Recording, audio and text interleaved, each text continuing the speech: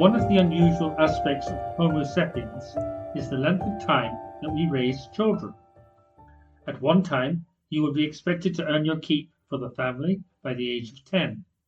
Today, we classify children by education up to the age of 18, and we expect a significant number of them to undergo further education. This in itself has created both opportunities and problems. Families that traditionally never went to universities now expect their youngsters to go there. It has created a situation of bored teenagers, especially as genuine apprenticeships have fallen. It's not just in the field of education that we protect them. We do not marry off children for material gain for the family or encourage them to watch unsuitable TV programs. Nevertheless, childhood can be a rather dangerous period for the little darlings.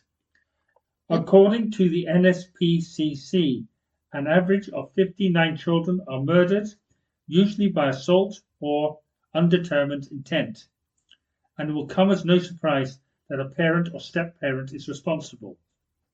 In the media frenzy following the trial, social services will get their regular kicking. According to the NSPCC report, 16% of childhood murders are caused by strangers. Any act by a stranger towards children creates enormous feelings of revulsion and calls for a turn of the rope. Yet we kill children in enormous numbers. We employ thousands of people to train and perform technical skills to drop bombs or fire missiles on civilian populations in both world wars as well as recent ones. The people who plan this action or undertake it do not regard themselves as the spiritual heirs of Peter Lorre and Fritz Lang's M. They are as horrified as the rest when they hear of the murder of a child.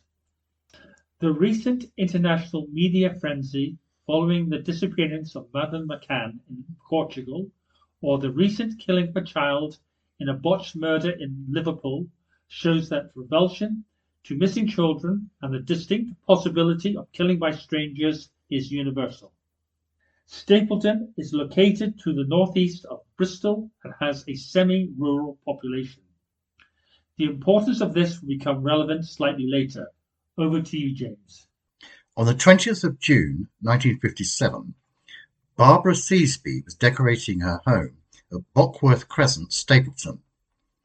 It was a typical family scene, as the children were becoming fractious, and the youngest son, 5-year-old Royston, wanted to go out and see the horses. The elder daughter, Jane, agreed to take him.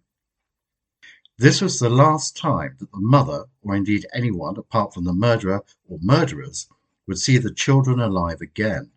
At approximately 7 p.m, Barbara realised that the children had not returned for their tea and raised the alarm. This led to one of the largest manhunts in British history. Police agreed to forego overtime in order to help in the search. In total, 25,000 people were interviewed and 2,000 statements were taken. The local 60-foot deep Duchess Pond was lowered so that divers could trawl it. The search was hampered by rain that followed the recent heatwave. In addition, the usual roundup of known child molesters and mental patients were contacted and questioned. Thousands of children go missing each year, which is obviously a worry to their families. The good news is that 52% have reunited with their parents within 8 hours, and 80% of the rest within 24 hours. The figure of 16% being killed by strangers increases every day, and so it was to prove. On the 1st of July, a police constable noticed a hand protruding from a shallow grave near the River Frome. This was that of Royston, and later searching revealed Jane. They had been hit with a blunt instrument, but there were no signs of sexual activity. John, this is a very distressing and harrowing story. What's your view on this? As is normal in these cases, there were the usual crank letters sent to the police. One was signed West Indian, which showed the racial tensions in the city rather than a means of resolving the case. In the case of Jack the Ripper, there was a piece of graffiti with the words The Jews are not to blame. Some things never change, only the scapegoats. In 1964, at a medical conference, a prison psychiatrist reported that an inmate who had recently died confessed that he killed a young boy and girl. As the doctor would not reveal his name and there were no Home Office notes on this subject, we can be no wiser. What is interesting about the case is that a suitable mark was not found. The purpose of the modern witch hunt is not just to find the real culprit, as that can prove tricky, but find a suitable target to modify genuine public anger. For those who advocate a return of the rope, do you really want to be on the jury that condemned an innocent man so as to be on the right side of public opinion?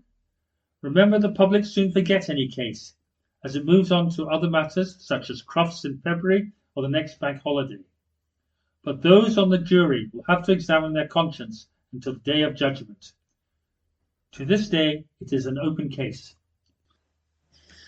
If you would like to know more about this episode and the other West Country murders in this series, you can visit our website vintagemurders.uk or on our YouTube channel.